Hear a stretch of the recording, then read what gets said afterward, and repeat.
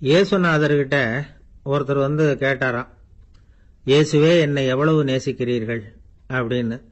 அவர் தன்னுடைய இரு கைகளையும் அகல விரித்து இவ்வளவு என்று சொல்லி சிலுவையில் உயிர் நீத்தார் அப்படின்னு சொல்லுவாங்க. அதாவது அந்த நேசிப்புக்கு எல்லை கிடையாது, அதே போல மன்னிப்புக்கும் எல்லை கிடையாது. இது இயேசுநாதர் சொல்லி கொடுத்த ஒரு பாடம். இயேசுனுடைய சீடர்கள்ல ஒருத்தன் பீட்டர், அவன் ஒரு நாள் இயேசுநாதர்கிட்ட கேட்டிருக்கான், இயேசுவே நான் என்னுடைய தம்பி கிட்ட அடிக்கடி சண்டை போட்டுக்கிட்டு இருக்கிறேன், என்னுடைய சகோதரன் கூட, அவனை நான் எத்தனை தடவை மன்னிக்கிறது?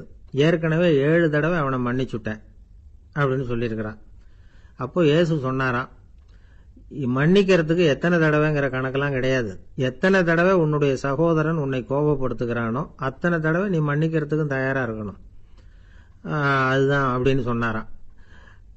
அப்போ இவனுக்கு ஒன்றும் புரியல, இது என்ன அவன் தப்பு பண்ணிக்கிட்டே இருப்பான், நாம மன்னிச்சுக்கிட்டே இருக்கிறதா அப்படிங்கிறது மாதிரி குழப்பமா இருந்திருக்கிறான். அப்போ இயேசுநாதர் தன்னுடைய சீடன் பீட்டர் கிட்ட ஒரு கதை சொன்னாராம். அந்த கதை இன்றைக்கு நாம எல்லாரும் சிந்தித்து பார்க்க வேண்டிய ஒரு கதை. அதாவது மன்னிப்பை விரும்புகிறவர்கள் மன்னிக்கவும் தயாராக இருக்க வேண்டும் அப்படிங்கிறது தான் அந்த கதையினுடைய தத்துவம். அந்த இயேசுநாதர் சொன்ன கதை என்னன்னா, ஒரு மன்னர் இருந்தார்.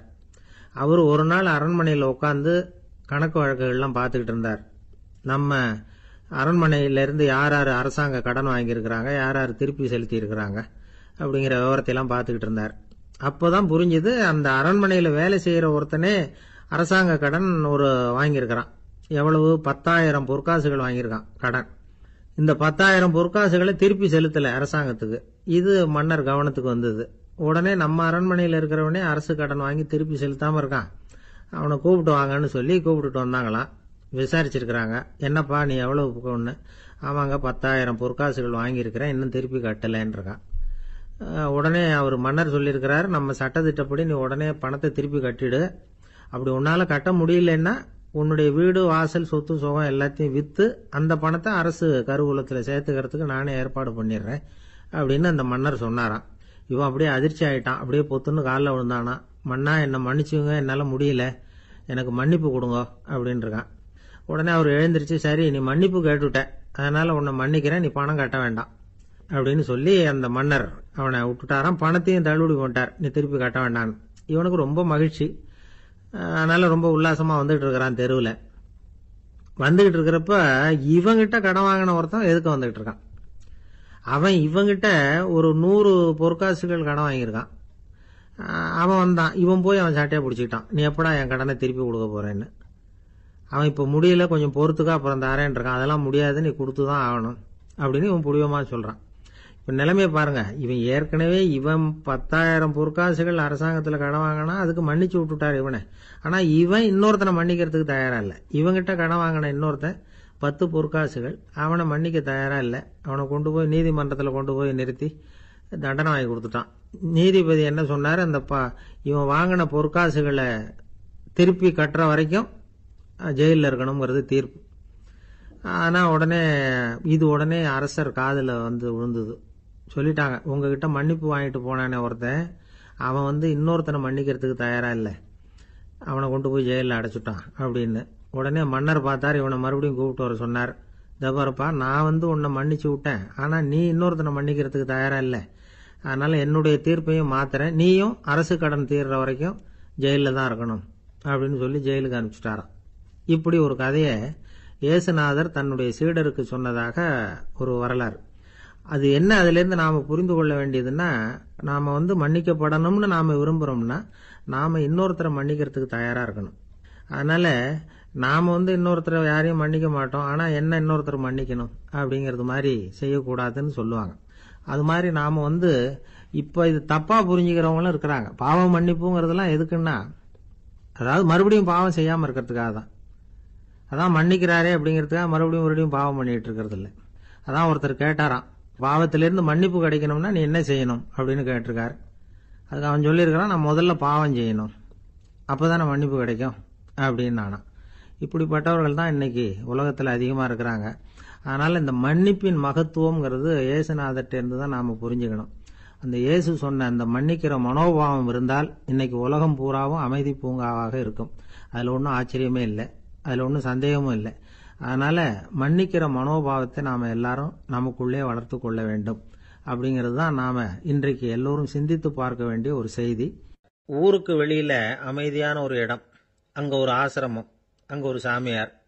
அவர் தினமும் நல்ல போதனைகள்லாம் செய்வார். பல பேர் போய் அங்கேயே சில நாள் தங்கி இருந்து அவர் சொல்ற அறிவுரைகளை எல்லாம் கேட்டுக்கிட்டு வர்றது வழக்கம். ஒரு தடவை அவரை பார்த்துட்டு போறதுக்காக 3 வெளியூர் தம்பதிகள் வந்தாங்களாம். அந்த மடத்திலேயே சாப்பிட்டுக்கிட்டு தங்கி இருந்து அவங்களுடைய போதனைகளை கேட்டுக்கிட்டு போகணுங்கிறது அவங்க நோக்கம். காலையில குளிச்சுட்டு பூஜையில உட்கார்ந்தார் அந்த சுவாமி. இவங்களும் குளிச்சுட்டு அந்த பூஜையை பார்க்கறதுக்காக அவர் முன்னாடி வந்து உட்கார்ந்தாங்க. பூஜை ஆரம்பமாச்சு.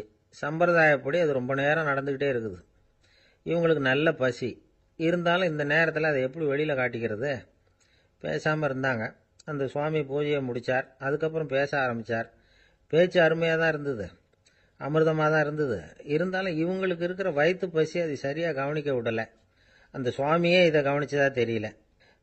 இவங்களுக்கு மனசுக்குள்ள ஒரு எண்ணம், உள்ள சாப்பாடு தயாராகிட்டு இருக்கும் போல இருக்கு, இந்த பேச்சு முடிஞ்சது நம்மளை உள்ள அழைச்சிட்டு போய் சாப்பாடு போடுவாங்கன்னு நினைக்கிறோம் அப்படின்னு இவங்களாம் நினச்சிக்கிட்டாங்க.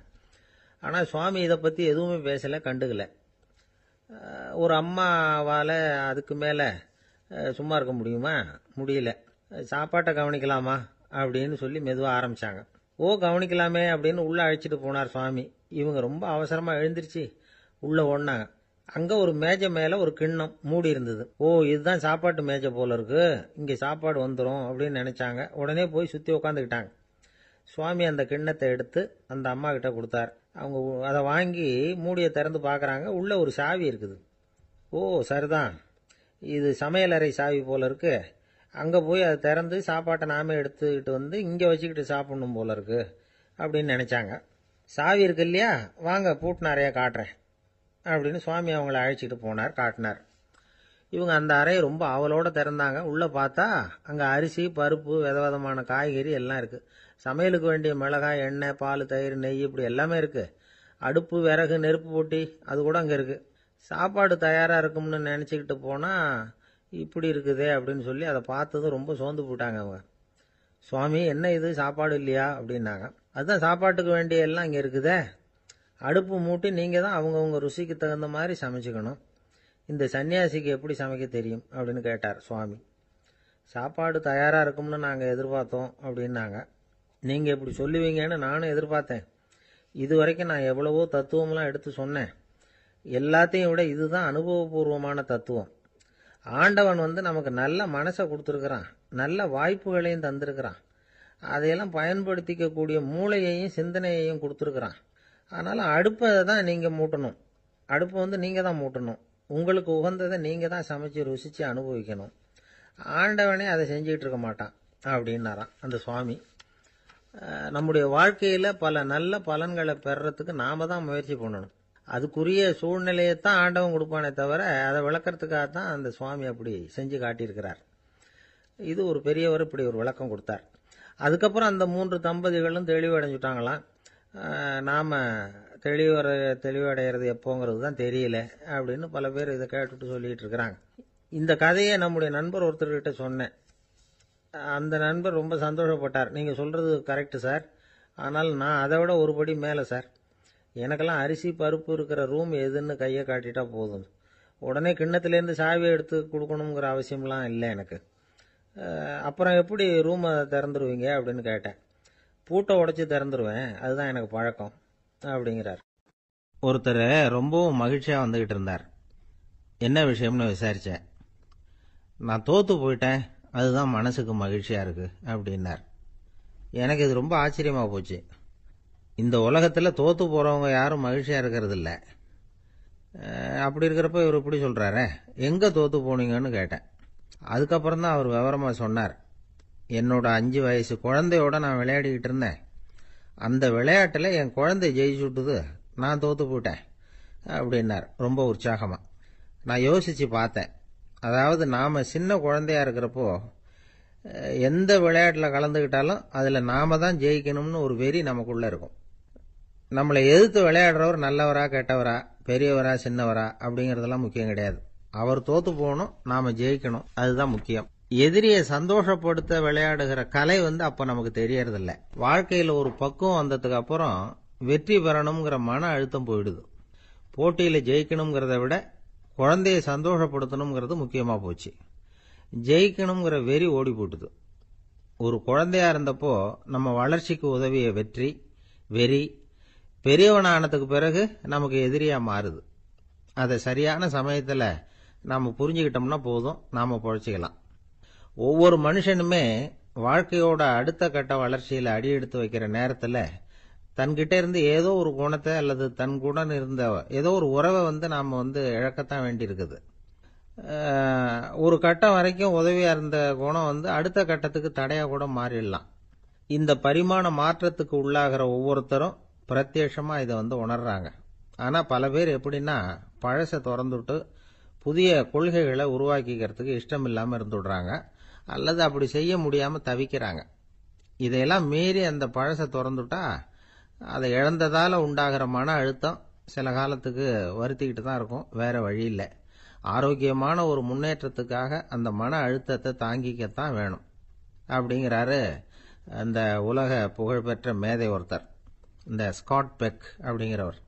பிறந்த நாள் முதல் இதுதான் சரி அப்படின்னு கற்பிக்கப்பட்டு வந்த ஒவ்வொரு தத்துவத்தையும் தங்களுடைய வளர்ச்சிக்கு தகுந்த மாதிரி மாற்றி அர்த்தப்படுத்தி கொள்ள முடியாமல் வாழ்க்கை சூழல்ல அப்படியே அரைப்பட்டு தூளாகிறவர்கள் தான் ரொம்ப தவிக்கிறாங்களாம். இதுதான் அவருடைய கருத்து. பெரும்பாலும் மனிதர்களுடைய நடுத்தர வயசுல, அதாவது 30 தாண்டுகிற சமயத்துல தான் இந்த தவிப்பு உண்டாவதுதான். இதுதான் மேற்கத்திய நாடுகள்ல அடிக்கடி மிட் லைஃப் கிரைசிஸ் அப்படின்னு சொல்றாங்க. அப்பப்போ பழசையெல்லாம் தொலைச்சு விட்டு புதுசா பிறக்கிறதுக்கு கத்துக்கணும்.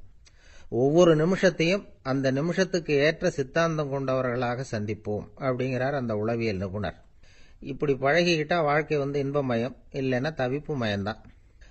பழசை தொலைக்க முடியாதவர்கள்ல எத்தனையோ பேர் உண்டு, எத்தனையோ ரகம் உண்டு. அதுல வேடிக்கையான நண்பர்களும் உண்டு. ஒருத்தர் நண்பர் வீட்டுக்கு போனார். அவர் ஏதோ இனிப்பு பலகாரம் கொடுத்து சாப்பிட சொல்லியிருக்கிறாங்க அவங்க வீட்டில்.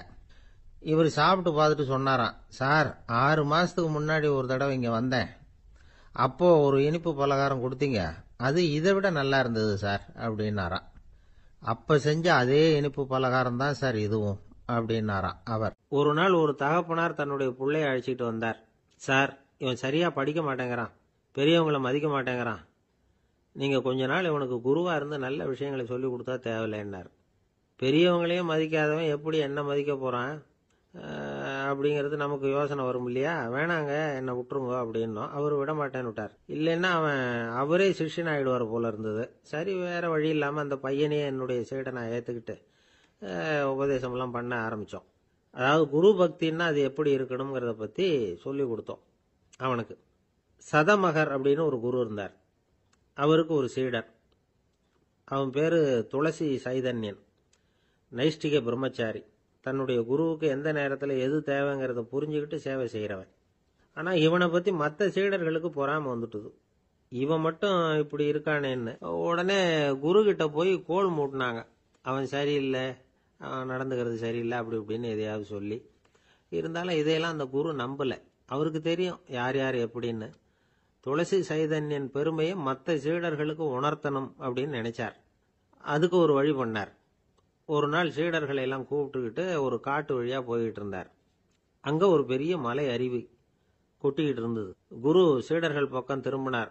இந்த மலையின் மேலே இருந்து அந்த படு பாதாளத்துல குதிக்கிறதுக்கு உங்கள யார் தயார் அப்படின்னு கேட்டார்.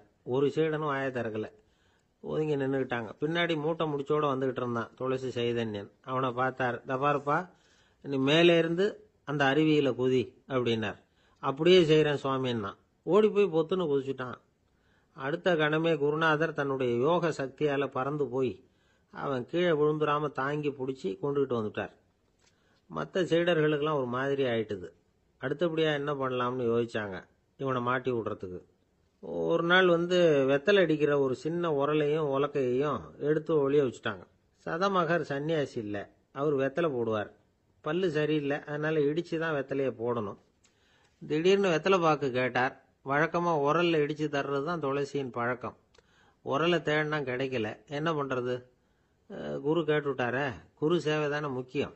என்ன பண்ணா, வெத்தலை பாக்க தன்னுடைய வாயில போட்டு முன்னு அதை எடுத்து அவர்கிட்ட கொடுத்துட்டான்.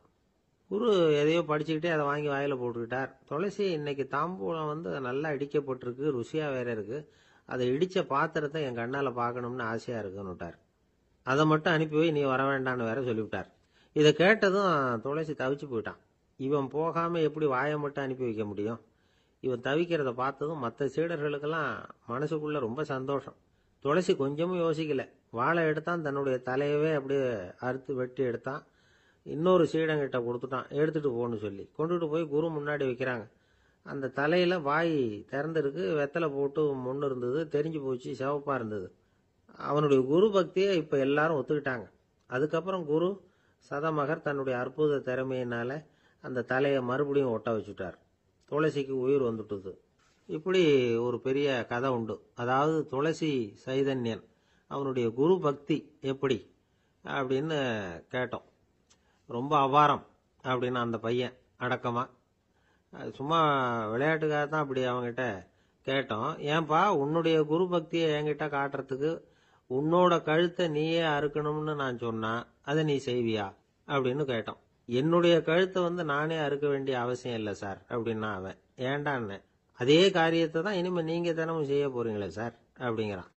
ஐயா, என்னுடைய நூல் வெளியீட்டு விழாவுக்கு அவசியம் நீங்க வரணும் அப்படின்னு கூப்பிட்டார் ஒருத்தர். எப்போ வரணும்னு கேட்டேன். அடுத்த வாரம்னார். சரி, புத்தகம் தயாராயிட்டுதா அப்படின்னு. நாளைக்கு தான் அச்சிக்க கொடுக்க போறேன்னார். என்னங்க இது, புத்தகம் அச்சிடுறதுக்கு முன்னாடியே அழைப்புதழை அச்சடிச்சு விட்டீங்களே அப்படின்னு கேட்டேன். அதனால என்னங்க, அந்த காலம் மாதிரியா போடலாம். அச்சுக்கலை எவ்வளவோ முன்னேறியாச்சுங்க. Linotype, monotype, phototype, laser, இப்படி என்னென்னமோ வந்தாச்சு. இன்னைக்கு கொடுத்தா நாளைக்கே புத்தகம் தயார் அப்படின்னார். இப்படி இந்த அளவுக்கு முன்னேறி இருக்கிற இந்த அச்சுக்கலை ஆரம்பத்தில் எப்படி இருந்தது தெரியுமா? அந்த காலத்தில் காகிதம்னா என்னன்னே தெரியாது. அப்படி ஒன்று கண்டுபிடிக்கப்படவே இல்லை. அப்போல்லாம் எதையாவது ஒன்று எழுதணும்னா அதுக்கு ஆட்டு தோலை தான் பயன்படுத்தி இருக்கிறாங்க. கண்ணுக்குட்டி தோல் கூட அதுக்கு உபயோகப்பட்டு தான். ஐரோப்பாவில் இருந்த பாதிரியார்கள் தோல்ல எழுதப்பட்ட புத்தகத்தை தயாரிக்கிறதுல ரொம்ப கெட்டிக்காரங்களாம்.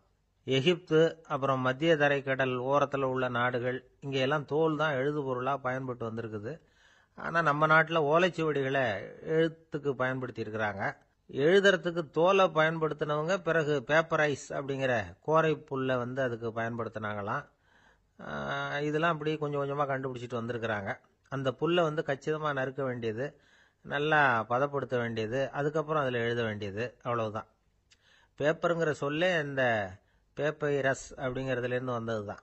அதுக்கப்புறம் தான் காகிதம் வந்தது. இதை முதல்ல சீன நாட்டில் தான் கண்டுபிடிச்சாங்க. அது வந்த பிறகு அச்சு எந்திரம் கண்டுபிடிக்க வேண்டிய அவசியம் ஏற்பட்டது. அதை கண்டுபிடிச்சவர் ஜெர்மானிய அறிவியல் அறிஞர் ஜான் கூட்டன்பர்க். அச்சு கலைக்கு அடித்தளம் அமைச்சவர் அவர் தான். ஜெர்மனியில மெயின்ஸ் அப்படிங்கிற ஊர்ல 1399 பிறந்தார். அவரோட மாமன் ஒருத்தர் உலோக வேலையில வல்லவர். அவர்கிட்ட இந்த வேலையை கத்துக்கிட்டார். அதோட வைர கற்களை பட்டை தீட்டுறதுலயும் ரொம்ப தேர்ச்சி பெற்றிருந்தார். இளம் வயசுலயே சும்மா இருக்க மாட்டாராம். எதை செஞ்சாலும் அதை திறமையா செய்வாராம். அவர் தான் முதல்ல மர அச்சு எழுத்துக்களை உருவாக்கினார். அது மேல மை தடவி பிரதிகள் எடுத்தார். அதுக்கப்புறம் உலோக எழுத்துக்கள், முதல்ல காரியம், அப்புறம் இரும்பு, அப்புறம் கலப்பு உலோகம், பிறகு அச்சடிக்கிறதுக்கு எந்திரம் ஒன்றையும் உருவாக்கினார். முதல்ல பைபிள் அச்சடிச்சார். 1468 அவர் இறந்து போனார். 16ஆம் நூற்றாண்டுல மேலை நாடுகள்ல இருந்து மர எழுத்துக்களை கொண்டுகிட்டு தமிழ்நாட்டில் கிறிஸ்தவ நூல்களை அச்சிட்டாங்க. அப்பெல்லாம் அச்சகங்கள் போதிய அளவுக்கு இங்கே இல்லை. அதுக்கு என்ன காரணம்னா, இந்தியர்கள் அச்சகங்களை நடத்தக்கூடாது அப்படின்னு சட்டம். 1835 வரைக்கும் அந்த சட்டம் நடைமுறையில் இருந்தது. இந்த நிலைமையில அங்கேயும் இங்கேயுமா 1-2 அச்சகங்கள் ஆரம்பமாச்சு. 1713 தரங்கம்பாடியில லூத்தரன் மிஷன் அச்சகம், அதே ஆண்டுல சென்னையில SPCK அச்சகம். இது ரெண்டும் தான் இந்தியாவில் முதல்ல தொடங்கப்பட்ட அச்சகங்கள். ஆட்டுத்தோல்லையும் ஓலைச்சுவடியிலையும் எழுதப்பட்ட எழுத்துக்கள் இன்னைக்கு எங்கேயோ போயிட்டுது. ஆனா நம்ம ஊர்ல எழுத்தாளர்கள் நிலைமை தான் ஒன்றும் சொல்லிக்கிறது மாதிரி இல்லை. நம்ம ஆள் ஒருத்தர் சொன்னார், சார், நான் சொந்தத்தில் ஒரு அச்சாபீஸ் வச்சிருந்தேன், இப்பவும் வச்சிருக்கிறேன். அதனால என்னுடைய படைப்புகளை புத்தகமாக வெளியிடுறதுல எனக்கு ஒன்றும் கஷ்டம் இல்லை. வருஷத்துக்கு ஒரு புத்தகம் எழுதி வெளியிட்டுருவேன். 15 வருஷமா இலக்கிய உலகத்துக்கு இப்படி சேவை செஞ்சுக்கிட்டு வர்றேன். ஆனா இந்த வருஷம்தான் வாசகர்கள் எனக்கு பாராட்டு விழா நடத்தி இருக்கிறாங்க அப்படின்னார்.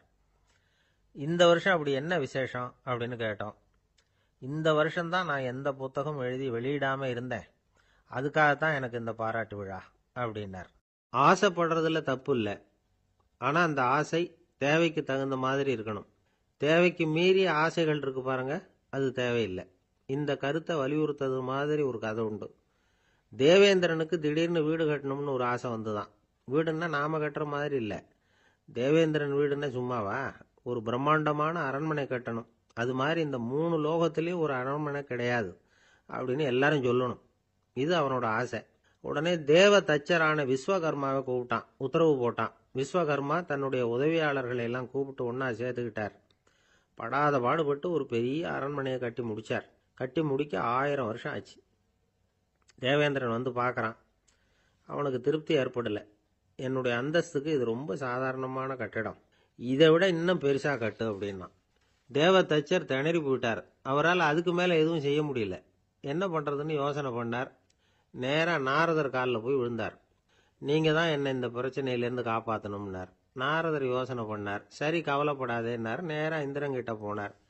இந்திரன் வந்து நாரதரை பார்த்த உடனே வாங்கன்னு கூட்டிட்டு போய் அரண்மனையை காட்டினான். இது மாதிரி ஒரு அரண்மனையை நீங்க வேற எங்கேயாவது பார்த்துருக்கிறீங்களா அப்படின்னு ரொம்ப பெருமையா கேட்டான்.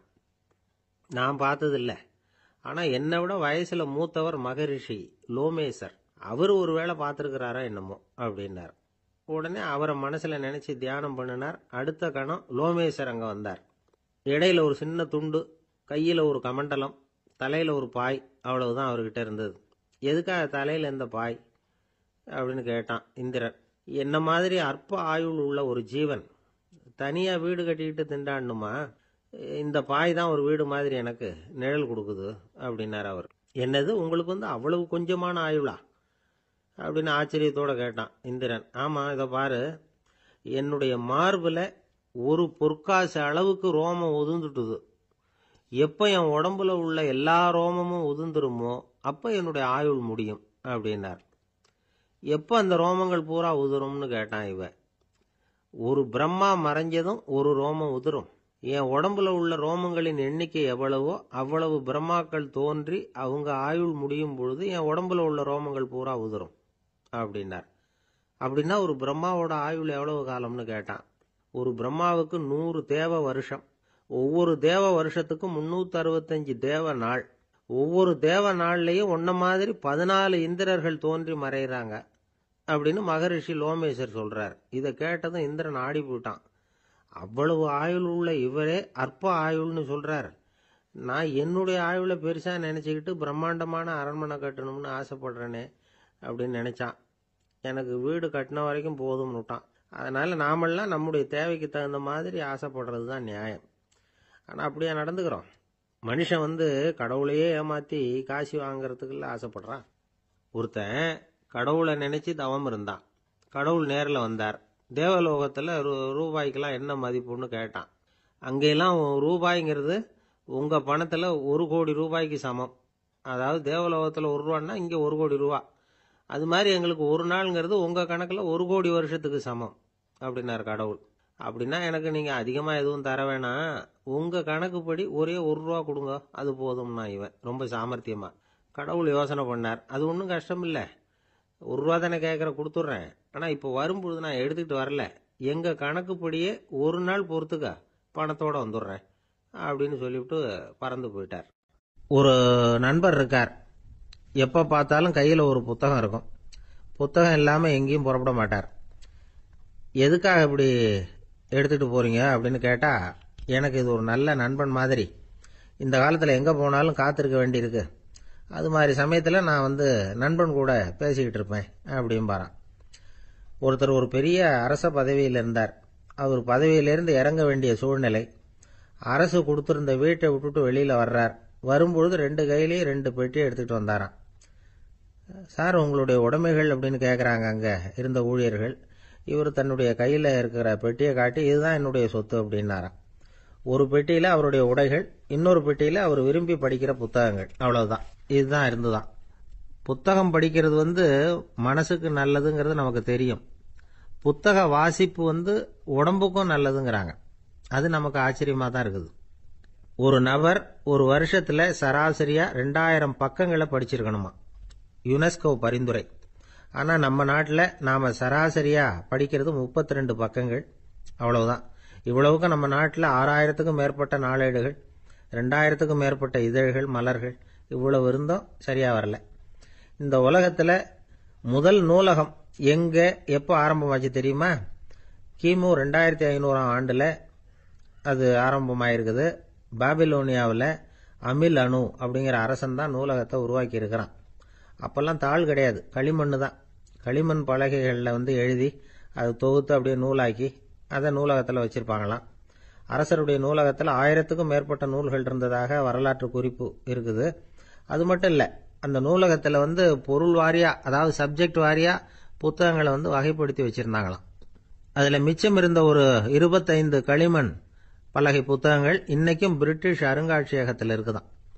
அச்சு தாள் இதெல்லாம் ஏற்பட்டதுக்கு அப்புறம் அமைக்கப்பட்டது தான் பிரான்சில் இருக்கக்கூடிய பாரிஸ் நூலகம். 1480 பிரெஞ்சு மன்னர் 11ஆம் லூயி இந்த நூலகத்தை அமைச்சாராம். ஆனால் அப்பெல்லாம் அரசர்கள் மட்டும்தான் நூலகத்தை பயன்படுத்த முடியுமா.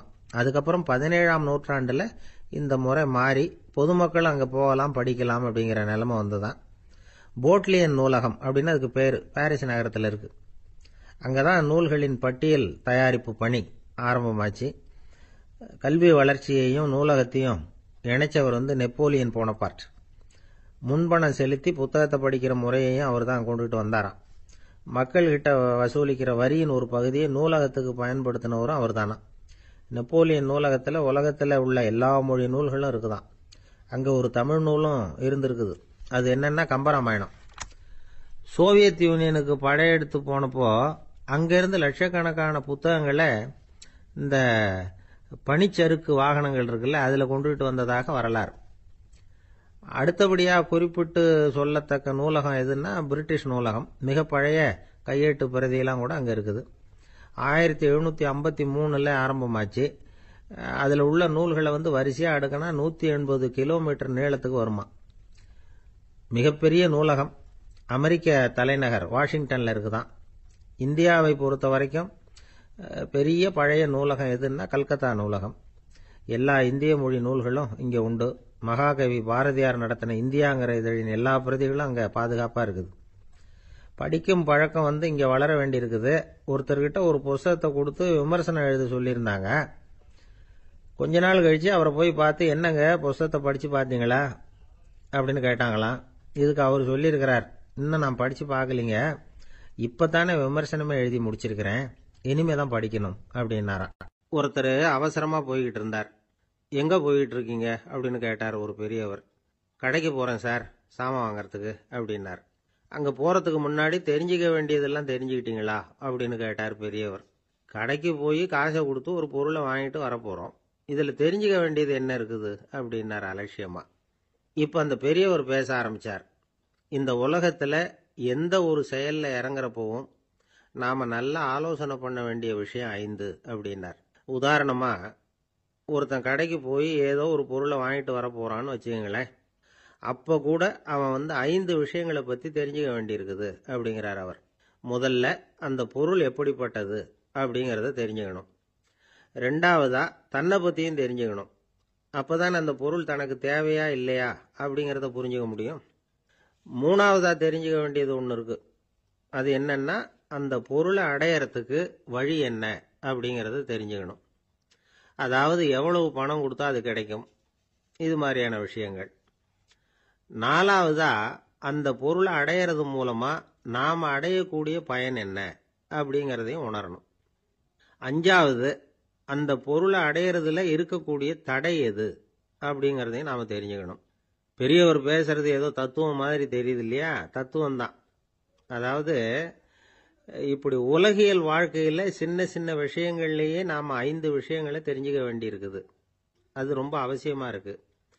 பேரின்ப நிலைன்னு சொல்கிறாங்கல்ல, அது மாதிரி பெரிய சமாச்சாரங்கள்லையும் இந்த 5 விஷயங்களை நாம் தெரிஞ்சுக்க வேண்டியிருக்குது. அதுக்கு பேர் என்னன்னா அர்த்த பஞ்சகம். வைணவ சமயத்தில் அர்த்த பஞ்சகம்ங்கிறது ரொம்ப பெரிய விஷயம். கடைக்கு போகிறது மாதிரி கடவுளை பார்க்க போகிறப்பவும் நாம் 5 விஷயங்களை தெரிஞ்சுக்கணுமா. முதல்ல பரம்பொருள் அப்படிங்கிறது என்ன, அதோட தன்மைகள் என்ன, இதை தெரிஞ்சுக்கணும். இதுக்கு பேர் என்னன்னா பரமாத்ம ஸ்வரூபம் அப்படின்னு பேர். ரெண்டாவது, நாம யாரு, நம்மோட தன்மை என்ன அப்படிங்கறத தெரிஞ்சுக்கணும். நான் யாருன்னு எனக்கே தெரியலங்கிறப்போ இதை நான் சொல்றேன்னு இது என்னுடையதுன்னு சொல்றது தப்பு தானே. அப்புறம் மூணாவது விஷயம், பரம்பொருளை நாம் அடையறதுக்கு வழி எது, இது தெரிஞ்சுக்கணும். இது உபாய ஸ்வரூபம் அப்படின்னு பேர். நாலாவது விஷயம், நாம் அடைய வேண்டிய பயன்கள் என்ன அப்படிங்கறத தெரிஞ்சுக்கிறது. இதுக்கு புருஷார்த்தம் அப்படின்னு பேர். அஞ்சாவது, அந்த பயனை அடைய விடாமல் தடுக்கிற தடைகள் யாவை அப்படிங்கறத தெரிஞ்சுக்கிறது. இது விரோதி ஸ்வரூபம். இதைத்தான் தடையியல் அப்படின்னு சொல்றாங்க. அதாவது பரமாத்மாவை பற்றிய அறிவு, ஜீவாத்மாவை பற்றிய அறிவு, உபாயம் பற்றிய அறிவு, புருஷார்த்தம் பற்றிய அறிவு, இந்த 4 அறிவுக்கும் எதிரடையா, அதாவது அதையெல்லாம் தப்பா புரிஞ்சுக்கிறதால உண்டாகக்கூடிய அறிவு விரோதி ஸ்வரூபம். என்ன இது தகவல்ல ஏதாவது கதை சொல்லுவீங்கன்னு பார்த்தா ஏதோ தத்துவம் பேசிக்கிட்டு இருக்கிறீங்களே அப்படின்னு நினைக்கலாம். இதுவும் தெரிஞ்சுக்க வேண்டிய ஒரு பெரிய விஷயம்தான். காதல போட்டு வச்சா எப்போவாவது உபயோகப்படும். என்னுடைய நண்பர் ஒருத்தர் ஒரு நாள் என்கிட்ட சொன்னார், சார், அடுத்த மாசம் தஞ்சாவூர்ல ஒரு கல்யாணம், போறதா வேண்டாமா அப்படின்னு ஒரே குழப்பமா இருக்கு அப்படின்னார். நான் உடனே இந்த அர்த்த பஞ்சக உபதேசம் பண்ண ஆரம்பிச்சேன். அவர் எல்லாத்தையும் பொறுமையா கேட்டுட்டு, சரி சார், நான் போறதுன்னு முடிவு பண்ணிவிட்டேன்னார். எப்படி இந்த முடிவுக்கு வந்தீங்க அப்படின்னு கேட்டேன். அவர் சொன்னாரு, சார், அந்த 2வது பாயிண்ட் ஒன்று சொன்னீங்களே, அதை புரிஞ்சுக்கிட்டதுக்கு அப்புறம்தான் இந்த முடிவுக்கு வந்தேன் அப்படின்னார். என்ன 2வது பாயிண்ட்னு? அதாவது தன்னை பத்தி புரிஞ்சுக்கணும் அப்படின்னு சொன்னீங்க. உடனே என்னை பத்தி புரிஞ்சுக்கிட்டேன், நான் யாருங்கிறது எனக்கு தெரிஞ்சுது, உடனே போறது தான் நல்லதுன்னு முடிவு பண்ணிவிட்டேன்னார். நீங்க யாருன்னு கேட்டேன். நான் தான் சார் அந்த கல்யாணத்துல தாலி கட்ட வேண்டிய மாப்பிள்ளை அப்படின்னார். ஒரு வயசான அம்மா தெரு வழியா போயிட்டு இருந்தாங்க. அவங்க கையில என்னத்தையோ வச்சுக்கிட்டு அதை அடிக்கடி பார்த்துக்கிட்டே இருந்தாங்க. ஒருத்தன் மெதுவா அவங்க கிட்ட போய் கையில் இருக்கிறது என்ன அப்படின்னு எட்டி பார்த்தான். பார்த்தா அவங்க கையில 4 பல்லு இருந்துதான். இவன் ஆச்சரியமா அந்த அம்மாவை பார்த்தான். ஏம்மா, உனக்கு என்ன பைத்தியமா, ஏது இந்த பல்லு, இதை என்னத்துக்காக கையில வச்சுக்கிட்டு அலைஞ்சிக்கிட்டு இருக்கிற அப்படின்னு கேட்டிருக்கான். அதுக்கு அந்த அம்மா விவரம் சொல்ல ஆரம்பிச்சாங்களாம். இதை பாருப்பா, எனக்கு ஒரு மகன் இருந்தான், அவனை ரொம்ப செல்லமா வளர்த்தேன். அவனை தரையிலேயே நடக்க விடுறதில்ல, எப்பவும் தூக்கி வச்சுக்கிட்டு இருப்பேன். அவன் நல்லா பெரியவனாகி பள்ளிக்கூடம் போகிறப்ப கூட அவன் புஸ்தக மூட்டையை நான் தான் சுமந்துக்கிட்டு போவேன். பார்க்குறவங்க கூட கேலி பண்ணுவாங்க, ஏம்மா படிக்க போகிறது நீயா உன் பிள்ளையான்னு கேட்பாங்க. அவன் இன்னைக்கு எவ்வளவோ பெரிய மனுஷன் ஆயிட்டான், வெளிநாட்டில் பெரிய உத்தியோகத்தில் இருக்கான். சமீபத்தில் இங்கே வந்துட்டு போனான். ஒரு நாள் ஏதோ கோபத்தில் என்ன அரைஞ்சுட்டான். அப்போ இந்த 4 பல்லும் கீழே விழுந்துட்டுது. இன்னமும் கூட விழுந்திருக்கும், ஆனால் பல்லு தான் இல்லை. என் புள்ள அரைஞ்சதுனால விழுந்த பல்லு இல்லையா அது, அதனால இதை எப்பவும் என் கையிலேயே வச்சுக்கிட்டு ஆசையோட பார்த்துக்கிட்டு இருக்கிறேன். அவன் தான் வெளிநாட்டுக்கு போட்டான், அவனை பார்க்க முடியாத ஏக்கத்தை நான் இந்த பல்லை பார்த்து போக்கிக்கிறேன் அப்படின்னு நாங்களாம் அந்த அம்மா. இந்த கதை எதுக்காகன்னா, தாய் அன்பு அப்படிங்கிறது எப்படிப்பட்டதுங்கிறத புரிஞ்சுக்கிறதுக்காக. கல்யாணம் ஆனதுக்கு அப்புறம் தாயை மறந்து விடுறவங்க எத்தனை பேர் இந்த உலகத்தில், அவங்க காதல விழணுங்கிறதுக்காக தான் இந்த தகவல். ஆனால் ஒரு விஷயம் மட்டும் நல்லா புரிஞ்சுக்கணும், தாயை மதிக்க தெரிஞ்சவங்க தான் இன்னைக்கு வாழ்க்கையில் எல்லா விதத்துலேயும் முன்னுக்கு வந்திருக்கிறாங்க. வேணும்னா விசாரித்து பார்த்துக்குங்க. இன்னொரு அம்மா இருந்தாங்க. அவங்க தினமும் ஒரு கோயிலுக்கு வருவாங்க. சாமியை பார்த்து, கடவுளே, நான் இறந்து போனால் நரகத்துக்கு போகணும் அப்படின்னு வேண்டிக்குவாங்களாம். எல்லாரும் சொர்க்கத்துக்கு போகணும்னு தானே கடவுள்கிட்ட வேண்டிக்குவாங்க. இந்த அம்மா தினம் நான் நரகத்துக்கு போகணும் அப்படின்னு வேண்டிக்கிறாங்க. அங்கிருந்த அர்ச்சகருக்கு இது சந்தேகம். ஒரு நாள் அதை நேரடியாகவே அவங்ககிட்ட கேட்டுவிட்டார். அதுக்கு அந்த அம்மா பதில் சொன்னாங்களாம், ஐயா, எனக்கு கல்யாணம் ஆகி ரொம்ப நாள் வரைக்கும் குழந்தை பாக்கியம் இல்லாமல் இருந்தது. கோயில் குளம் எல்லாம் சுற்றி வந்தேன். ரொம்ப நாள் கழித்து ஒரு குழந்தை பிறந்தது, ஆண் குழந்தை. அவனை நான் ரொம்ப செல்லம் கொடுத்து வளர்த்தேன். அதோட விளைவு என்ன ஆச்சுன்னா, அவன் ரொம்ப மோசமாகிட்டான். கெட்ட பழக்க வழக்கம்லாம் கற்றுக்கிட்டான். அவன் இறந்து போனால் நிச்சயம் அவனுக்கு நரகம்தான் கிடைக்கும். அந்த அளவுக்கு கெட்டவன் அவன். அப்படிப்பட்ட காரியங்கள்லாம் பண்ணிகிட்டு இருக்கான், எனக்கு தெரியும். இவனுக்காக நரகத்தில் கூட யாரும் தயவு காட்ட மாட்டாங்க, தாட்சண்யம் காட்ட மாட்டாங்க. அதனால் இவனுக்கு முந்தி நான் இறந்து நரகத்துக்கு போயிட்டா அங்கே இவனை கவனிச்சிக்கலாமே, இவனுக்கு பணிவிடை செய்யலாமேன்னு பார்க்குறேன் அப்படின்னு நாங்களாம். அதனால தான் நான் நரகத்துக்கு போகணும்னு தினம் ஆண்டவனை வேண்டிகிட்டு இருக்கிறேன் அப்படின்னு கண்கலங்கி அந்த அம்மா சொன்னாங்களாம். அதுதான் தாய் உள்ளம்ங்கிறது. தாயின் பெருமையை சரியாக உணர்ந்துட்டா அவங்களுக்கு எப்பவும் எந்த கஷ்டமும் வராது. இது ஏதோ உபதேசத்துக்காக சொல்கிற வார்த்தை இல்லை, உண்மையான வார்த்தை. இந்த விவரத்தையெல்லாம் நண்பர் ஒருத்தர்கிட்ட சொல்லிக்கிட்டு இருந்தேன். அவர் கொஞ்ச நாள் கழித்து என்னை தேடி வந்தார். அவர் கையிலேயும் 4 பல்லு வச்சுருந்தார். என்னங்க ஆச்சு, ஏதுங்க அந்த பல்லு அப்படின்னு விசாரித்தோம். உங்கள் உபதேசத்தை கேட்டுட்டு இந்த உலகத்தில் எல்லாரையும் தாயா நினைக்க ஆரம்பிச்சிட்டேன். ஒரு அம்மாவை கடத்தரில் பார்த்து தாயேன்னு கூப்பிட்டேன். அவங்க உடனே பலார்னு என்னை அரைஞ்சிட்டாங்க. பல்லு விழுந்துட்டுது.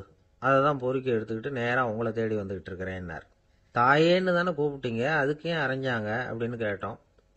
நான் தாயேன்னு கூப்பிட்டது அவங்க காதில் நாயேன்னு விழுந்துட்டு தான், அதுதான் அப்படி ஆயிட்டுது அப்படின்னார். ஏங்க எங்கே போயிட்டு வரீங்க அப்படின்னு கேட்டேன். எனக்கு வேண்டப்பட்ட ஒருத்தரை பார்த்து. ஆஸ்பத்திரிக்குன்னார். எந்த ஆஸ்பத்திரிக்குன்னே? மாட்டு ஆஸ்பத்திரிக்குன்னார். என்ன விஷயம்னே? மாமனாருக்கு உடம்பு சரியில்லை, அதுதான் மாட்டு ஆஸ்பத்திரிக்கு போயிட்டு வரேன்னார். அட பாவி, அதுக்கு அந்த ஆஸ்பத்திரிக்கா போவாங்க அப்படின்னு ஆச்சரியமா. அட அது இல்லைப்பா, முதல்ல எங்கள் குடும்ப டாக்டர் தான் தேடிக்கிட்டு போனேன்.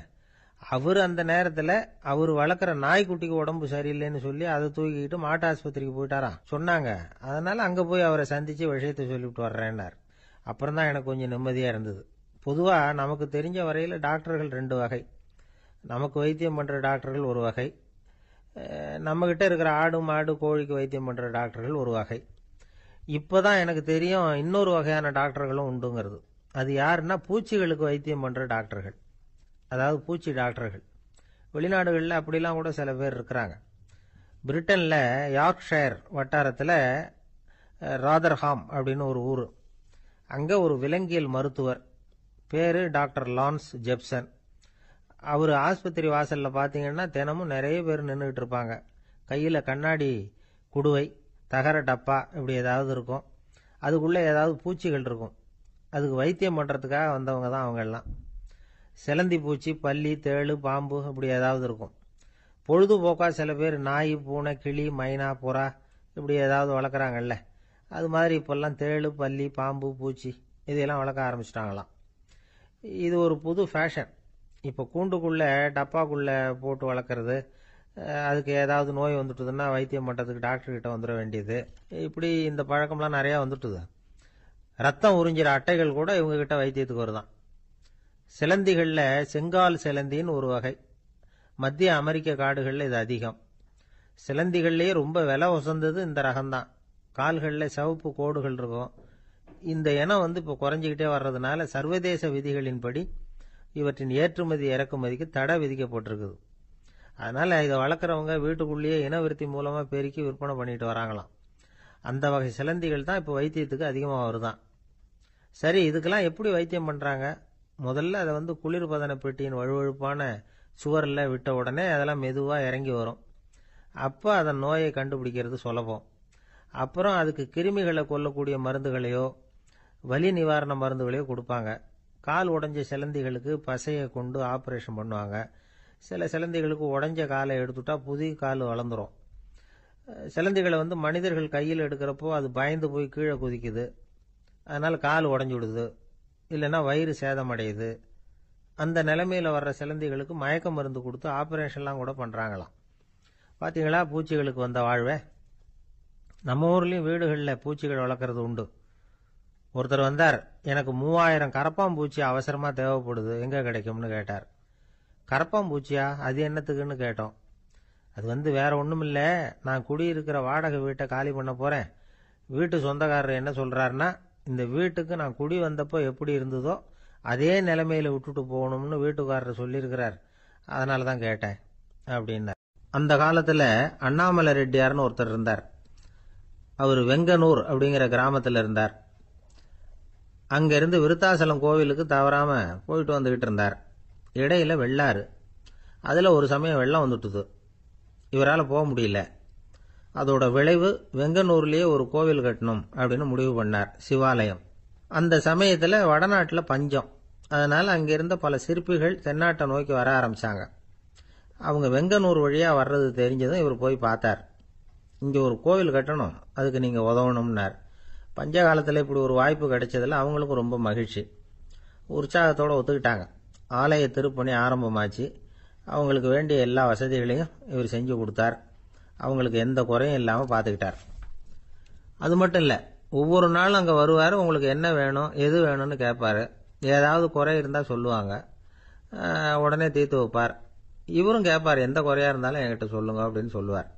அதை தவிர இவராகவே கவனிச்சும் அவங்களுக்கு என்னென்ன தேவைங்கிறத கண்டுபிடிச்சு அதையெல்லாம் கொடுத்துக்கிட்டு இருப்பார். என்ன தேவைன்னாலும் அதை நிறைவேற்றி வச்சிருவார். அந்த சிற்பிகளின் தலைவன் ஒருத்தன், அந்த ஆளுக்கு வெத்தலை பாக்கு போடுறது பழக்கம். இதை தெரிஞ்சுக்கிட்டு அதுக்காகவே ஒரு ஆளை ஏற்பாடு பண்ணார்.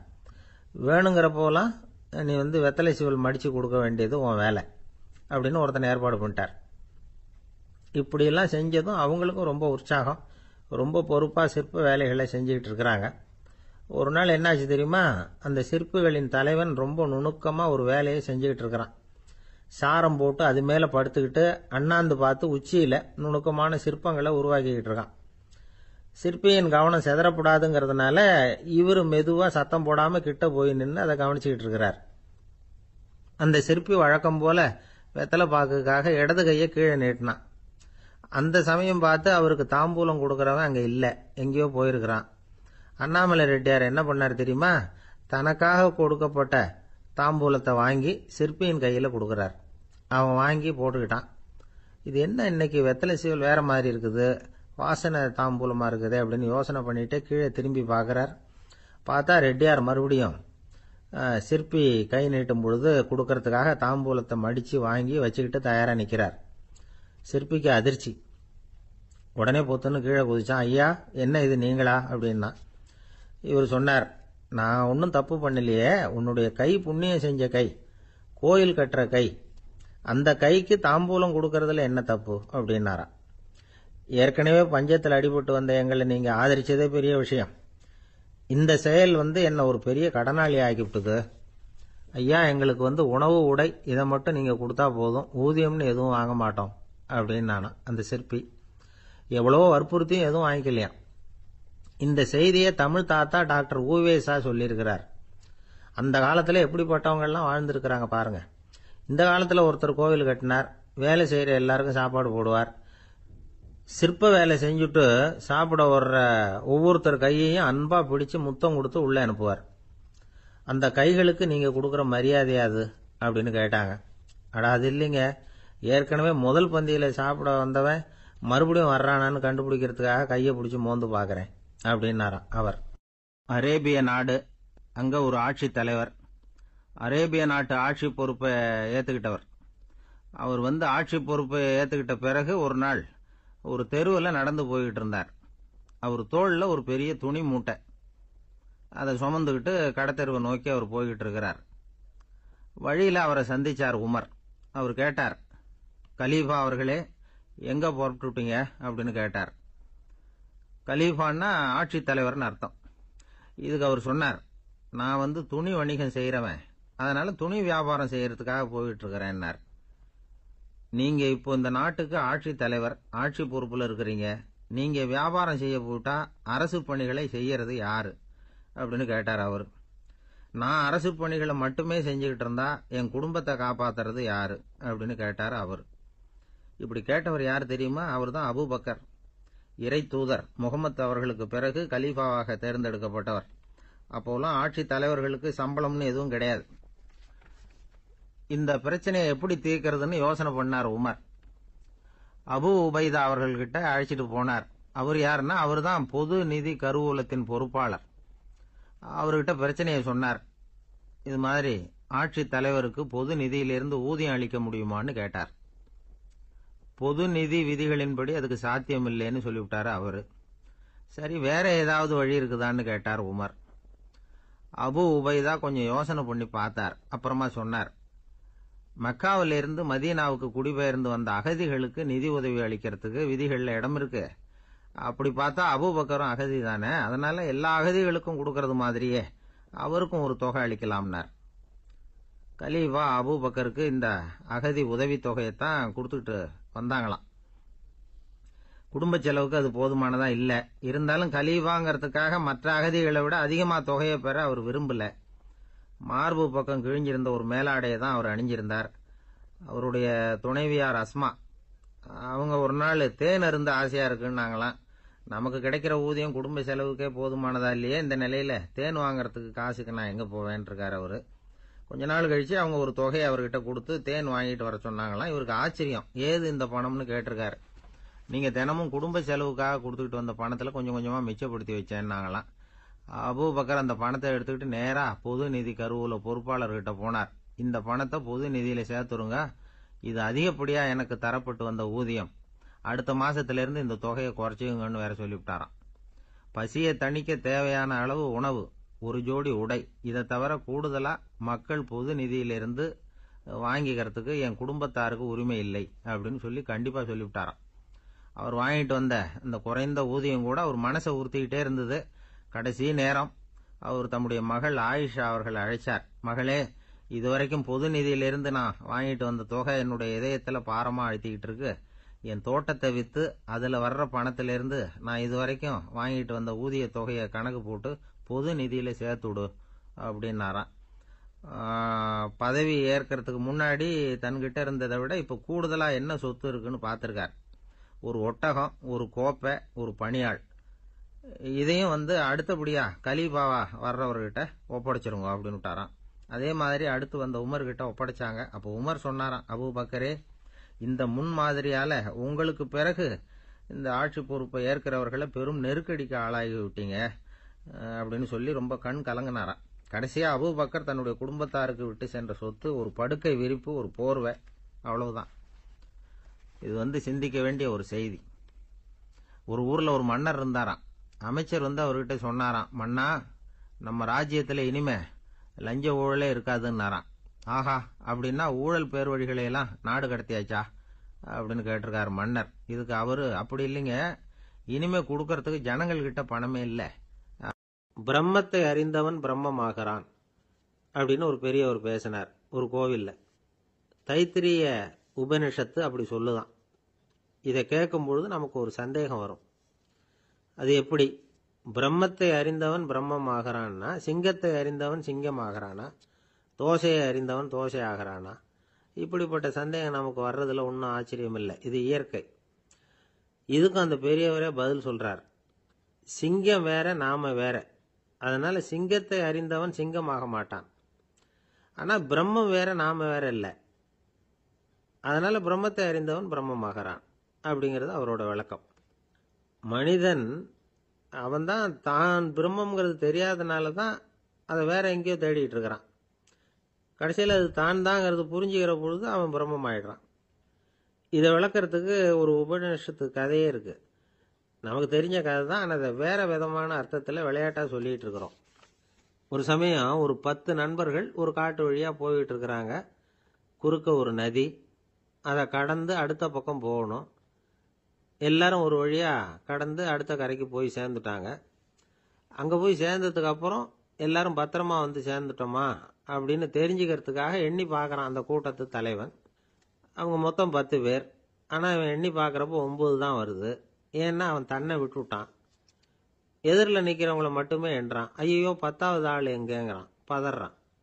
சரி, நீ இரு, நான் எண்ணி பார்க்கறேன்னு சொல்லிவிட்டு இன்னொருத்தன் எண்றான். அவனும் தன்னை விட்டுட்டு எண்றான். 9 தான் வருது. எல்லாரும் கொய்யோ முறையோன்னு கத்த ஆரம்பிச்சிட்டாங்க. அந்த சமயத்துல ஒரு பெரியவர் அந்த பக்கமா வர்றார். என்ன விஷயம்னு விசாரிக்கிறார். 10வது ஆளை 6 அடிச்சுட்டு போட்டுது அப்படின்னு சொல்லி இவங்க அழறாங்க. சரி, அழாதீங்க அப்படின்னு சொல்லி அந்த தலைவனை பார்த்து இப்படி வாங்குறார். வர்றான். இப்ப எனக்கு முன்னாடி ஒரு தரம் எண்ணு பார்க்கலாம்ங்கிறார். 1 2 3 ஆரம்பிச்சு 9ல முடிக்கிறான். உடனே பெரியவர், நீ தான் அந்த 10வது ஆள் அப்படிங்கிறார். இது உண்மை. நாம தான் அது. நாம தான் நம்மளை வேற எங்கேயோ தேடிட்டு இருக்கிறோம். நாம எங்கேயோ தேடிட்டு இருக்கிறோமே, அந்த பிரம்மம் நாம தான். இப்படி ஒரு பெரிய உண்மையை விளக்கறதுக்காக தான் அப்படி ஒரு கதை சொல்லப்பட்டது.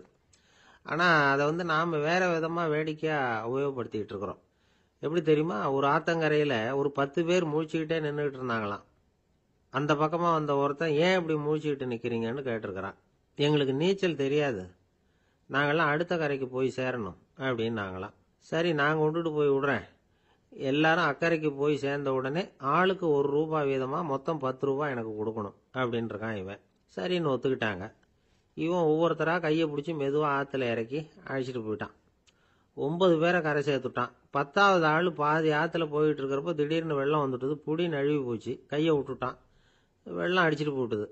அழைச்சிட்டு வந்தவன் நீச்சல் அடிச்சு தட்டு தடுமாறி கரைக்கு சேர்ந்துட்டான். கரையில் இருந்தவங்களுக்கு இந்த விஷயம் தெரியாது.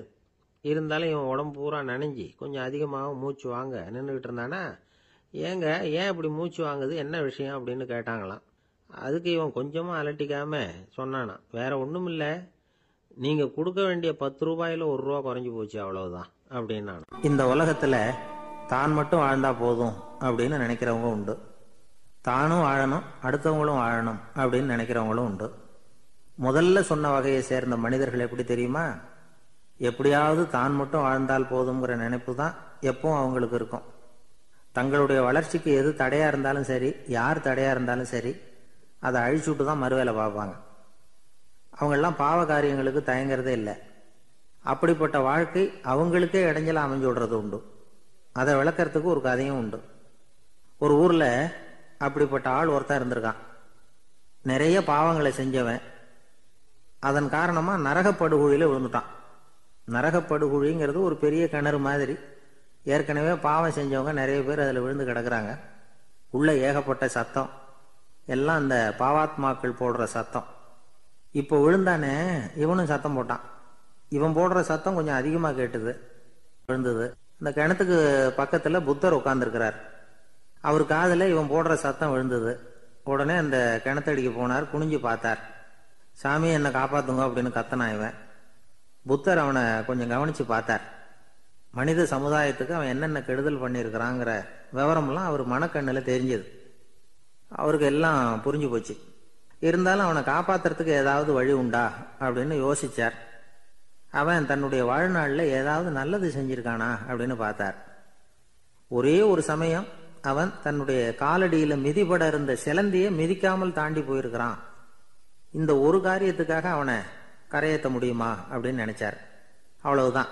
உடனே அவர் கையில ஒரு சிலந்தி வந்து உட்காந்துதான். அதுகிட்ட இருந்து நூல் இழை வெளிவர ஆரம்பிச்சது. அந்த நூல் இழை கிணற்று ஆழம் வரைக்கும் அப்படியே நீண்டுகிட்டே போச்சான். புத்தர் பார்த்தார். இந்த நூலை பிடிச்சுக்கிட்டு மேலே ஏறி வா அப்படின்னார். என்னங்க சொல்றீங்க, இந்த சிலந்தி நூல் என்ன தாங்குமான்னு கத்தினான். எல்லாம் தாங்கும், அதை பிடிச்சிக்கிட்டு ஏறி வா அப்படின்னார். சந்தேகத்தோடவே அவன் அந்த நூல் இழைய பிடிச்சி இழுத்து பார்த்தான். ரொம்ப வலுவா இருந்தது. அவனுக்கு ஆச்சரியம். அதை பிடிச்சிக்கிட்டே மெதுவா மேலே ஏறி வர ஆரம்பிச்சிட்டான். பாதி தூரம் ஏறி வந்திருப்பான். அப்போ அவன் காலுக்கு கீழே ஏதோ சத்தம். என்னன்னு குனிஞ்சு பார்க்கறான். கீழே கிடந்தவங்க சில பேரும் அந்த நூலை பிடிச்சி மேலே வந்துகிட்டு இருக்கிறாங்க. இவனுக்கு கோபம் வந்துட்டுது. தன்னுடைய இடுப்புல வச்சிருந்த கத்தியை எடுத்து தன்னுடைய காலுக்கு கீழே நூல் இழையை அப்படியே வெட்டி விட்டுட்டான். இனிமே நாம மட்டும்தான் மேலே ஏறி வந்துடணும் அப்படின்னு நினைச்சுக்கிட்டான். ஆனா நடந்தது என்ன தெரியுமா? மொத்த நூல் இழையும் அப்படியே அருந்து கீழே விழுந்துட்டுது. அவனும் பொத்துன்னு கீழே விழுந்துட்டான். மறுபடியும் கத்த ஆரம்பிச்சுட்டான். ஏற்கனவே அவன் செஞ்சிருந்த ஒரு சிறு கருணை அந்த நூல் இழைக்கு உறுதியை கொடுத்தது. இப்போ அவன் செஞ்ச பாவம் அந்த நூல் இழைய வலுவிழக்க செஞ்சுட்டுது. அடுத்தவங்களும் வாழணுங்கிற எண்ணம் அவனுக்கு இருந்திருந்தா இப்போ அவனும் கரையேறி வந்திருப்பான், மற்றவங்களும் சௌக்கியமா வந்து சேர்ந்திருப்பாங்க. அதனால நாமும் வாழணும், அடுத்தவங்களும் வாழணும் அப்படின்னு நினைக்கிறவன் வாழ்க்கையில சீக்கிரம் முன்னுக்கு வந்துடுவான்.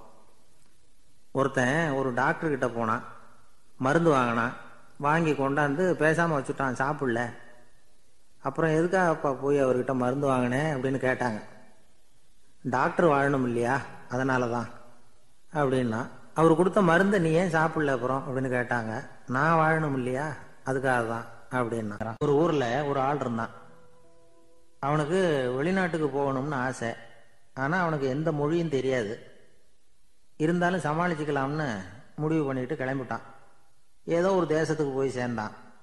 அங்க அவனுக்கு யாரையும் தெரியாது. அவங்க என்ன மொழியில பேசிக்கிறாங்க அப்படிங்கிறது கூட புரியல. என்ன பண்றதுன்னு யோசனை பண்ணிட்டு ஒரு இடத்துல நின்றுகிட்டு இருக்கிறான். எதிர ஒரு பெரிய கட்டடம், நிறைய பேர் உள்ள போயிட்டு இருக்கிறாங்க. இவனும் அவங்க பின்னாடியே உள்ள போனான். ஒரு பெரிய அறை, அலங்காரம்லாம் பண்ணி வச்சிருக்கிறாங்க. நிறைய பேர் சாப்பிட்றதுக்காக உட்காந்துருக்குறாங்க. இவனுக்கு நல்ல பசி, அதனால இவனும் உட்காந்தான். சாப்பாடு போட்டாங்க, சாப்பிட்டான். அன்பான உபசரிப்பு. இவன் மனசு உள்ள நினைச்சுக்கிட்டான், இது ஏதோ அரசருடைய அரண்மனை மாதிரி தெரியுது, இன்னைக்கு ஏதோ விருந்து நடக்குது, நல்ல வேளை நம்ம பசியும் தீர்ந்தது அப்படின்னு நினைச்சுக்கிட்டே நிமிர்ந்து பார்க்கறான். சாப்பாடு பரிமாறினவன் எதிரில் ரொம்ப பணிவோட முதுக வளைச்சி வணக்கம் தெரிவிச்சான். இவனும் எழுந்திருச்சு நின்று முதுக வளைச்சி வணக்கம் தெரிவிச்சான். ரொம்ப நன்றின்னா. அவன் ஒரு சீட்டை இவன் கையில கொடுத்தான். இவன் அதை வாங்கி பார்க்குறான், என்ன எழுதியிருக்குன்னு ஒன்றும் புரியல. சரி, இந்த நாட்டில் தங்களுடைய நன்றியை சீட்டில் எழுதி தான் கொடுப்பாங்க போல இருக்கு அப்படின்னு நினச்சிக்கிட்டு மறுபடியும் நன்றின்னா. ஆனால் அவன் காசை கொடுங்கன்னா. ஏன்னா அது ஒரு ஹோட்டல், இவன் சாப்பிட்டதுக்கான பில் அது. இவன் அதை புரிஞ்சிக்கவே இல்லை. நன்றின்னு அந்த சீட்டில் எழுதி கொடுக்குறாங்க போல இருக்கு அப்படின்னு நினச்சிக்கிட்டு அதை வாங்கி சட்டை பையில் பத்திரமா வச்சுக்கிட்டு பரவாயில்லைங்க ரொம்ப மகிழ்ச்சின்னா. ஒரு வெளிநாட்டுக்காரனுக்கு இவ்வளவு தூரம் மரியாதை பண்ணுறீங்களே, எங்கள் ஊருக்கு போனதும் உங்களை பற்றி நிறைய சொல்லுவேன் அப்படின்னா.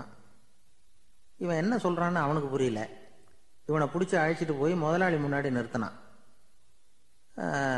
நாம் சொன்னதில் இவனுக்கு ரொம்ப பெருமையாக இருக்கணும் போல இருக்கு, அதுதான் பெரிய இடத்துக்கு அழைச்சிட்டு வந்திருக்கிறான் அப்படின்னு இவன் நினச்சிக்கிறான். அவரும் பில்லுக்கான பணத்தை கொடுங்கிறாரு. பரவாயில்லைங்க ரொம்ப மகிழ்ச்சி நன்றிங்கிறான் இவன். அவரு பார்த்தார், இவனை நீதிமன்றத்துக்கு அனுப்பி வச்சுட்டார். இவன் என்ன நினச்சிக்கிட்டான், நம்மளை இந்த ஊர் ராஜா முன்னாடியே அழைச்சிக்கிட்டு வந்து நிறுத்தி இருக்கிறாங்க போல இருக்கு, என்ன ஒரு பெருந்தன்மை அப்படின்னு நினச்சிக்கிறான். நீதிபதி சொன்னார், சாப்பிட்டதுக்கான பணத்தை கொடுத்துரு, இல்லைன்னா அதுக்கான தண்டனை அனுபவிக்க வேண்டி இருக்கும்னார். ராஜாவே நமக்கு நன்றி சொல்றாரு போல இருக்கு அப்படின்னு நினச்சிக்கிறான் இவன். என் மகிழ்ச்சிக்கு எல்லையே இல்லைங்க அப்படின்னா. அவரு பார்த்தார், இவனுக்கு தண்டனை கொடுக்க வேண்டியது தான் அப்படின்னு முடிவு பண்ணார். உடனே தீர்ப்பு எழுதினார். இவனை கழுதையில் பின்புறமாக உட்கார வைங்க, இவன் ஒரு மோசடிக்காரன் அப்படின்னு ஒரு போர்டு எழுதி அவன் கழுத்தில் மாட்டுங்க, அப்புறம் அந்த கழுதையை ஊர் பூரா விரட்டுங்க அப்படின்னார். இவனுக்கு தான் மொழி புரியலையே, ஏதோ நடக்குது அப்படிங்கிறது மட்டும் புரியுது. எல்லாரும் சேர்ந்து இவனை ஒரு கழுதை மேலே உட்கார வச்சாங்க. ஓஹோ, நம்மளை பாராட்டி ஒரு ஊர்வலம் நடத்துகிறாங்க போல இருக்கு அப்படின்னு நினச்சிக்கிறான் இவன். எல்லாரும் சத்தம் போட்டுக்கிட்டே கையை தட்டிக்கிட்டு கழுதை பின்னாடி ஓடி வர்றாங்க. இவனுக்கு ரொம்ப உற்சாகமாக இருக்குது. எல்லாருக்கும் கை கூப்பி வணக்கம் சொல்லிக்கிட்டே போகிறான். கூட்டத்தில் திடீர்னு ஒரு தெரிஞ்ச முகம் தெரியுது. அவனுடைய தேசத்தை சேர்ந்த ஒரு ஆள் அவன். அவனை பார்த்ததும் இவனுக்கு ரொம்ப உற்சாகம். நம்ம ஊருக்கு போனதும் இங்கே நமக்கு கிடைச்ச மரியாதையெல்லாம் உண்மைதான்னு சொல்கிறதுக்கு ஒரு சாட்சியும் கிடைச்சுட்டுது அப்படின்னு நினச்சிக்கிறான். அவனை பார்த்து கத்தனான், நல்லா பார்த்துக்க, இந்த ஊர் மக்கள் எனக்கு எப்படிப்பட்ட வரவேற்பு கொடுக்குறாங்கங்கிறத நல்லா கவனிச்சுக்கோ அப்படிங்கிறான். அவனுக்கு அவமானமாக போட்டுது. தலையை குனிஞ்சுக்கிட்டே நழுவி போயிட்டான். இவன் பார்த்தான், அவன் தலை தெரியல. ஆகா, அவனுக்கு நம்ம மேலே பொறாமை போல இருக்கு, அதனால தான் காணாமல் போயிட்டான் அப்படின்னு நினச்சிக்கிறான். இப்படி ஒரு வேடிக்கை கதையை பெரியவங்க சொல்கிறது உண்டு. கதை வேடிக்கையாக இருந்தாலும் இதில் உள்ள கருத்து என்ன தெரியுமா? அந்த கழுதை மேலே உட்காந்துருக்கிறானே, அது மாதிரி தான் நாமளும் அகங்காரம்ங்கிற கழுதை மேலே உட்காந்துக்கிட்டு இருக்கோமா. நாமளும் கிட்டத்தட்ட அதே மாதிரி பிரம்மையில தான் இருக்கிறோமா. என்ன நடக்குதுங்கிறதே புரியறதில்லை. அகங்காரத்தில் பேசுகிறவனுக்கும் சித்த சுவாதீனம் இல்லாமல் பேசுகிறவனுக்கும் அதிக வித்தியாசம் இருக்கிறது இல்லை. அது மாதிரி ஒருத்தன் தன்னுடைய வீட்டை சுற்றி சேற்ற வாரி அரைச்சிக்கிட்டு இருந்தானா. அந்த வழியாக வந்த ஒரு பெரியவர் அதை பார்த்துருக்கார். என்னப்பா பண்ணிட்டு இருக்கிற அப்படின்னு கேட்டாராம். கழுதைகளை விரட்டிக்கிட்டு இருக்கிறேன் அப்படின்னானா. இங்கே கழுதைகளே காணுமே அப்படின்னாரான் அவரு. அதுதான் ஏற்கனவே விரட்டி விட்டனே அப்படின்னானா இவன். ஒரு நாள் ஒரு 10-15 பள்ளிக்கூடத்து பிள்ளைங்க தேடிட்டு வந்தாங்க. உங்களை பார்த்துட்டு தான் போகணும், அதுக்காக தான் வந்திருக்கோம்னாங்க. என்ன விஷயம்னு கேட்டோம். நாங்கள்லாம் கூடி ஒரு முடிவு பண்ணியிருக்கிறோம், அதை உங்ககிட்ட சொல்லணும் அப்படின்னாங்க. அதுவும் ஒரு வாண்டு பையன் அதை சொன்னான். என்ன முடிவு அது அப்படின்னு கேட்டோம் ரொம்ப ஆர்வமாக. அதை இப்போ சொல்ல மாட்டோம், எங்களுக்கு பிடிக்கிற மாதிரி ஏதாவது ஒரு தகவல் சொன்னால் அதுக்கப்புறம் நாங்கள் அதை சொல்கிறோம் அப்படின்னா அந்த வாண்டு பையன். சரி, சின்ன பையன்கிட்ட இன்னைக்கு வசமாக மாட்டிக்கிட்டோம் அப்படின்னு நினச்சிக்கிட்டு அவங்களுக்கு தகுந்த மாதிரி ஒரு கதை சொல்ல ஆரம்பித்தோம். அது என்ன கதைன்னா, ஒரு பெரிய காடு, அதில் பலவிதமான மிருகங்கள். அந்த காட்டுக்கு ஒரு சிங்கம் தான் ராஜா. எப்பவும் காட்டுக்கு அதுதானே ராஜா. ஒரு பெரிய யானைக்கு இது பொறுக்கலை. என்ன இது, எப்போ பார்த்தாலும் இங்கே சிங்கத்துக்கே ராஜா பதவி கிடைக்குது, நான்லாம் எவ்வளவு பலசாலியாக இருக்கிறேன், அப்படி இருந்தும் எனக்கு அந்த பதவி கிடைக்கலையே அப்படின்னு தனக்குள்ளே பொறுமிக்கிட்டே இருந்தது. ராஜா பதவியை நினச்சி ரொம்ப ஏக்கம், அதுக்கு பதவி மோகம். இந்த சமயம் பார்த்து ஒரு குள்ள நெறி கூட்டம் அதை தேடிட்டு வந்தது. ஐயா பெரியவங்களே, நீங்கள் இந்த காட்டுக்கு ராஜாவாக இருக்க ஆசைப்படுறீங்க, அதில் ஒன்றும் தப்பு இல்லை. ஆனால் அதுக்கு முன்னாடி நீங்கள் எங்கள் கூட்டத்துக்கு கொஞ்ச நாள் தலைவராக இருங்க, அதாவது ராஜாவாக இருங்களேன், உங்களுக்கும் ஒரு ட்ரைனிங் கிடைச்சது மாதிரி இருக்கும் அப்படின்னு சொல்லியிருக்குது இந்த கூட்டம், குள்ள நெறி கூட்டம். இதை கேட்ட உடனே யானைக்கு ரொம்ப சந்தோஷம் தாங்கலை. அதுதான் எப்போன்னு பதவிக்காக காத்துக்கிட்டு இருக்குதே. இருந்தாலும் கொஞ்சம் பிகுவோட, சரி நீங்கள்லாம் இவ்வளோ தூரம் என்னை தேடிட்டு வந்து கேட்கறதுனால மறுக்க முடியல, அப்படின்னு ரொம்ப ஏதோ அவளுக்கு சிரமப்பட்டு ஒத்துக்கிறது மாதிரி ஒத்துக்கிட்டது. ஏதோ உங்க ஆசைக்கு கட்டுப்படுறேன், கொஞ்ச நாள் உங்க கூட்டத்துக்கு ராஜாவா இருக்கிறதுக்கு சம்மதிக்கிறேன் அப்படின்னுது. உடனே அந்த யானை ராஜ நட போட ஆரம்பிச்சுட்டுது. யானை சாதாரணமா நடந்தாவே எப்படி இருக்குங்கிறது நமக்கு தெரியும். அதுவே ராஜ நட நடந்தா எப்படி இருக்கும் கற்பனை பண்ணி பாருங்க. யானை முன்னாடி கம்பீரமா போய்கிட்டு இருக்குது, தலைவர் இல்லையா, அதனால குள்ள நரிகள்லாம் ரொம்ப அடக்கமா அது பின்னாடி அணிவகுத்து போயிட்டு இருக்குது. ராஜா வாழ்க, மன்னர் வாழ்க அப்படின்னு கோஷம் வேற. யானைக்கு தலைகால புரியல, அவ்வளவு சந்தோஷம். அந்த யானைக்கு செருக்கு, ஆணவம் எல்லாம் ஏற்பட்டு போச்சு. அதுக்கப்புறம் அது தரையை பார்க்குமா, நிமிர்ந்து நடக்க ஆரம்பிச்சுட்டுது. தரையை பார்க்கறதே இல்லை. அப்படி போயிட்டு இருக்கிறப்போ ஒரு சதுப்பு நிலத்துல திடீர்னு காலை வச்சுட்டுது. அவ்வளவுதான், கால் உள்ள போட்டுது. இன்னொரு காலை எடுத்து வச்சுது, அதுவும் உள்ள போட்டுது. அந்த 2 காலையும் எடுக்கிறதுக்காக அடுத்த 2 காலையும் அழுத்திச்சு, அதுவும் உள்ள போக ஆரம்பிச்சுட்டுது. இப்ப 4 காலம் வசமா சேத்துல அழுந்தி போச்சு, எடுக்க முடியல. குள்ள நரிகள்லாம் அதை சுத்தி சுத்தி வந்தது. சிலது சுத்தி நின்று டான்ஸ் ஆட ஆரம்பிச்சுட்டுது யானையை பார்த்துட்டு. இதை யானை பார்த்தது. என்ன இது தலைவர், நான் தவிச்சுக்கிட்டு இருக்கிறேன், தொண்டர்கள்லாம் சுத்தி நின்று வேடிக்கை பார்த்துக்கிட்டு இருக்கிறீங்க, டான்ஸ் ஆடுறீங்க அப்படின்னு கேட்டுதான். தொண்டர்களே, தலைவர் நான் தவிச்சுக்கிட்டு இருக்கிறது உங்களுக்கு தெரியலையா? இப்போ உடனே உங்க தலைவரை காப்பாற்ற வேண்டியது உங்க கடமை இல்லையா அப்படின்னு கத்துச்சான் அந்த யானை. குள்ள நரிகள்ல ஒண்ணு முன்னாடி நின்று அந்த யானையை பார்த்துதான், தலைவரே, எங்களுக்கு ரொம்ப நாளா ஒரு ஆசை, அந்த ஆசையை நிறைவேற்றிக்கிறதுக்காகத்தான் உங்களை எங்க தலைவரா ஏத்துக்கிறோம்னு சொன்னோம் அப்படின்னு தான். என்ன ஆசைன்னு கேட்டிருக்கு.